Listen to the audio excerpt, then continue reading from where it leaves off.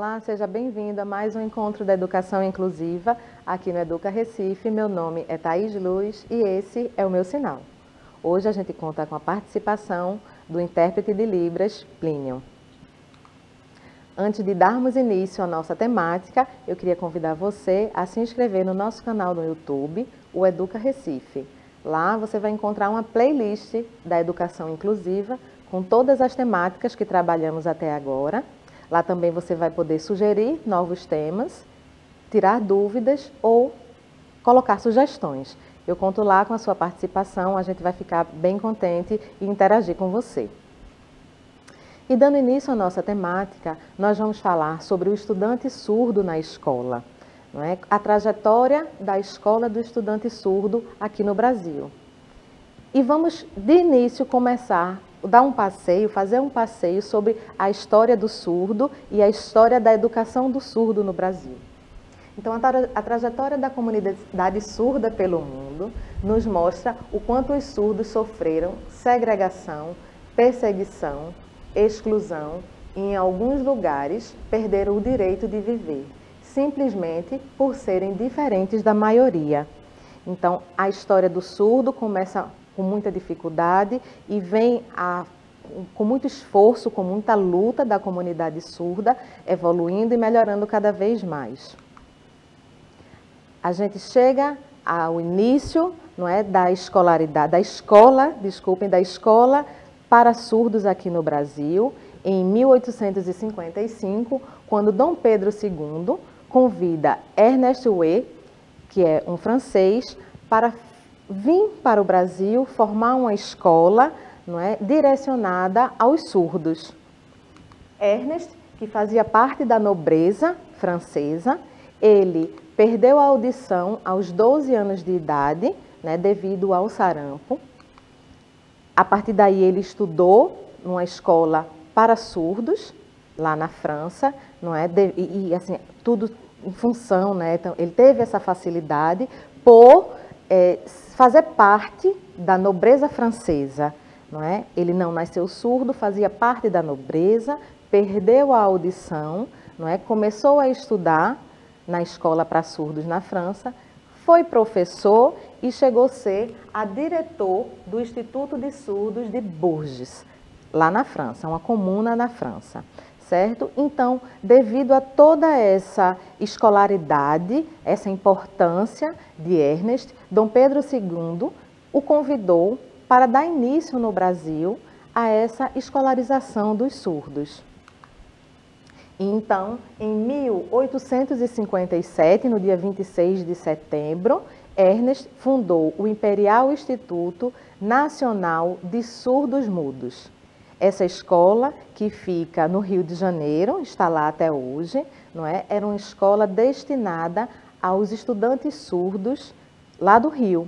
E era uma escola dedicada exclusivamente aos meninos.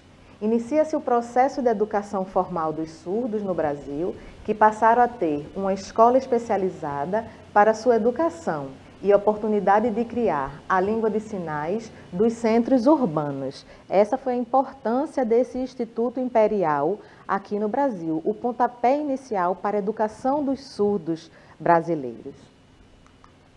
Essa escola, como eu disse, ela era destinada a estudantes meninos, homens, não é? Porque naquela época não acontecia essa escolarização de meninos e meninas no mesmo ambiente. Então, só os meninos surdos estudavam.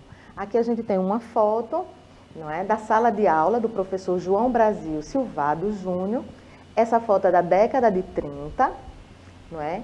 E ele mostra aqui a trajetória, os aspectos da trajetória do Instituto de Educação de Surdos e seu percurso de 50 anos. Então, os estudantes, né, eles estavam ali na sala e eles aprendiam, basicamente, a questão do português escrito, não é, e trabalhavam com a oralização. Eles usavam sinais, sim, os sinais trazidos por Ernest, não é?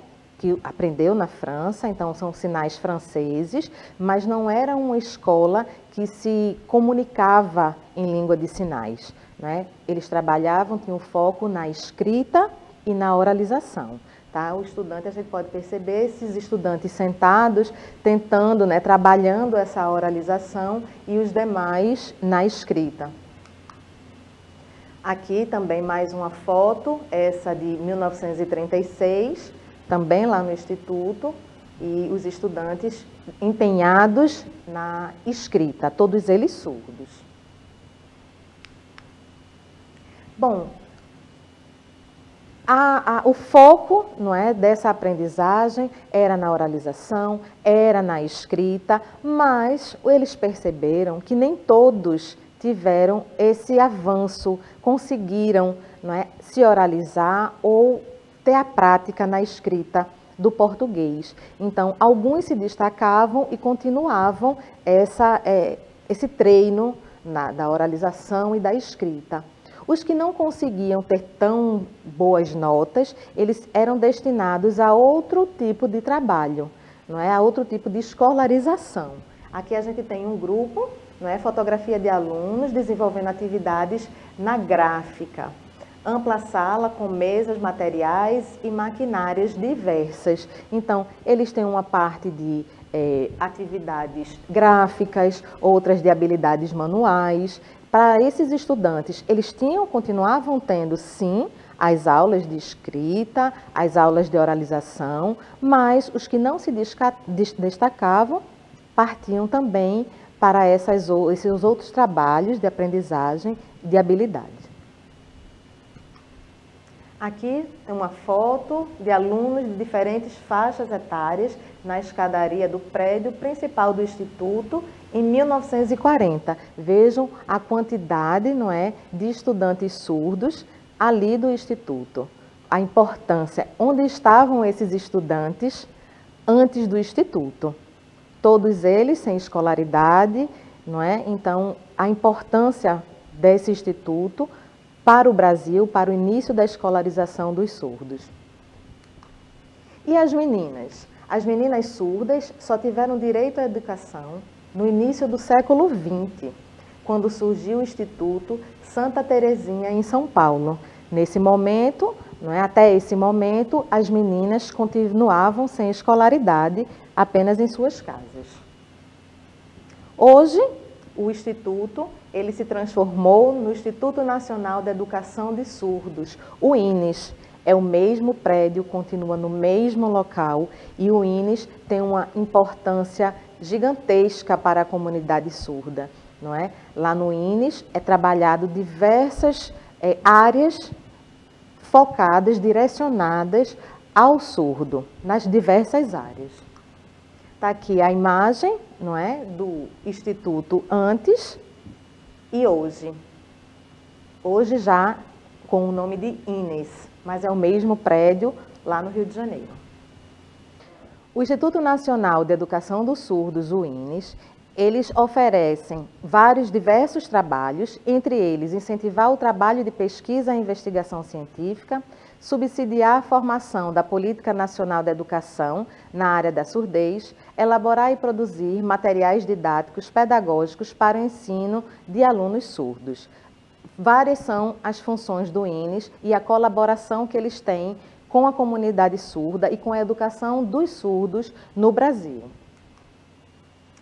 A gente está falando do INES, que é uma instituição, não é, fixada no Rio de Janeiro, com essa importância atrelada ao MEC, produzindo diversos materiais para a comunidade surda na área da educação, não é? Mas aqui em Pernambuco nós temos o CAIS, que é o Centro de Apoio ao Surdo de Pernambuco. O CAIS-PE funciona no CAEE, que é o Centro Centro de Atendimento Educacional Especializado do Recife, e ele possui os núcleos. Lá no CAIS, nós vamos encontrar, né, o núcleo de capacitação de profissionais e da comunidade em geral. Lá, eles fornecem cursos para a comunidade, formação continuada para profissionais que atuam e que irão atuar com estudantes surdos e surdos cegos. Os cursos ofertados lá no CAIS Pernambuco são de formação para tradutores e intérpretes de Libras, formação para instrutores de Libras, português como segunda língua, não é, essa língua portuguesa na modalidade escrita. Lá no CAIS, ele também tem um núcleo de tecnologia e adaptação de material didático, não é, que, como o próprio nome diz, ele dá suporte à produção de materiais didáticos, todos focados na educação do surdo. Lá no CAIS, ele também adapta materiais de complementação didática. Ele orienta os professores e estudantes sobre o uso de brinquedos pedagógicos em Libras, equipamentos de informática, acervos de softwares e vídeos específicos para a educação de estudantes surdos e surdo-cegos, e livros didáticos e paradidáticos bilíngue. Também no CAIS vamos encontrar um núcleo de convivência, que ele propicia espaço e oportunidade para a troca de experiências, pesquisas e desenvolvimento de atividades culturais e lúdicas entre pessoas surdas, ouvintes e surdo-cegas.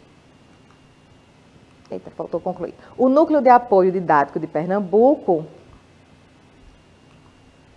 o Núcleo de Apoio Didático Pedagógico, a gente vai ver no outro slide. Pronto, está aqui. O Núcleo de Apoio Didático Pedagógico, ele disponibiliza para consulta DVDs, cartilhas e apostilas referentes a cursos de Libras, contos infantis, histórias, desenvolvidas pela equipe de instrutores.